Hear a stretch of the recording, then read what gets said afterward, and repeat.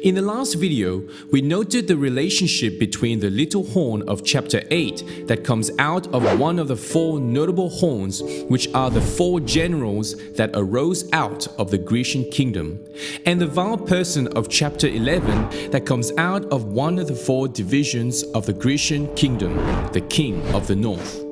We also saw how this vile person and the little horn refer to the same person partially fulfilled historically in Antiochus Epiphanes, but ultimately and prophetically points to the personal Antichrist. In this video, we will seek to understand the revelation of the Antichrist through the prophecies set forth by Daniel in relation to the king of the north found in chapter 11, seeking to bring the various parts of the puzzle together. We have seen so far how the first half of Daniel chapter 11 sets up our understanding about the origin of the king of the north and the king of the south. They came out of the Grecian kingdom. From verses 21 onwards, we start to see an emphasis on the king of the north. Verse 21 reveals the king of the north as a vile person, and verse 36, the king that does according to his own will. Well, why is that? As we look deeper, we will see that though they may have historical fulfillment, they ultimately point to the final Antichrist. They reveal to us the nature and the characteristics of the spirit of Antichrist. When we compare the little horn of Daniel chapter 7, the little horn of Daniel chapter 8, the vile person and the willful king of Daniel chapter 11, together with the beast of Revelation chapter 13, we find a striking parallel.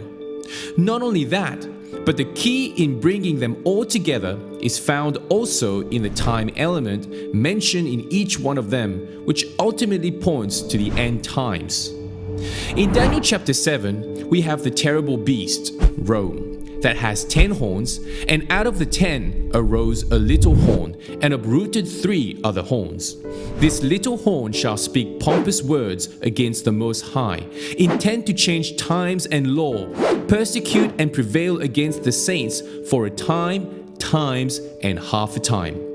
The time element is 3.5 years. In Daniel chapter 8, we have a little horn that comes out of one of the 4 notable horns which came in the place of the large horn that was broken, the kingdom of Greece.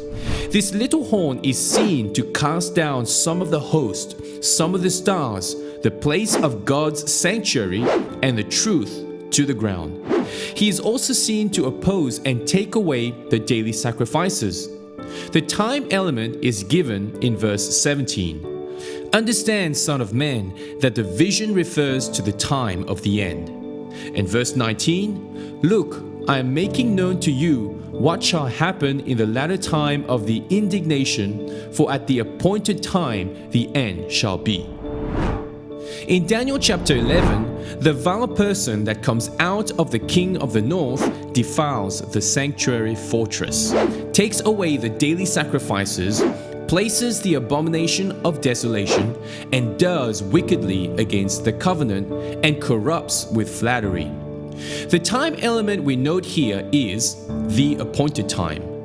Verse 27 says, For the end will still be at the appointed time. Verse 29, At the appointed time he shall return and go towards the south.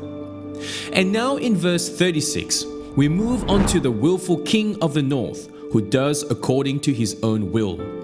This final passage seems to leap over to the time of the end and the final king of the Syrian division of the Grecian Empire, and the final manifestation of the king of the north, who is an absolute dictator and autocrat. Many see behind this willful king a prophecy of the final Antichrist. The time element is seen in verse 40, which reads, At the time of the end, the king of the south shall attack him, that is, the king of the north. When we get to Daniel chapter 12, which is really a continuation of Daniel chapter 11 about the time of the end, we will find that in Daniel chapter 12, the word time appears 10 times, clearly and plainly describing the same time element of Daniel chapter 11, the time of the end. Chapter 12 will ultimately bring the abomination of desolation and the time element together, as it clearly defines what the end of time is. But more on that when we get there. The details of what this king does can be read from verses 36 to 45. But for the purpose of this video, a few have been selected. Number 1, the king shall do according to his will. Number 2, the king shall exalt himself. Number 3, the king shall speak blasphemies against the God of gods. Number 4, the king shall prosper till his wrath has been accomplished. Number 5, this king shall regard neither the God of his fathers, nor the desire of women, nor regard any god, for he shall exalt himself above them all. And number 6, in the end he shall come to his end, and no one will help him. Comparatively, the first beast found in Revelation chapter 13 verses 5 to 8 is given a mouth speaking great things and blasphemies against God. He was given to make war with the saints and overcome them. Authority was given him over every tribe, tongue, and nation, and to continue for 42 months, in other words, 3.5 years.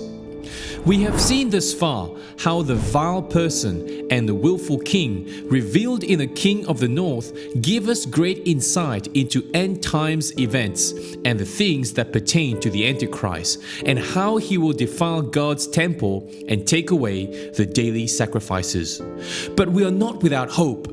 Jesus said, "I will build my church, and the gates of hell will not prevail against it." Jesus will return for his glorious, perfect, without wrinkle and spotless church. In the end, the willful king who points to the Antichrist as seen in verse 45 shall come to his end, and no one will help him. Yes, Jesus, the stone cut without hands, will smite the great image of the world kingdoms. Jesus, the Son of Man, will destroy the beastly kingdoms. Jesus, the Prince of Princes, will break the little horn without human means.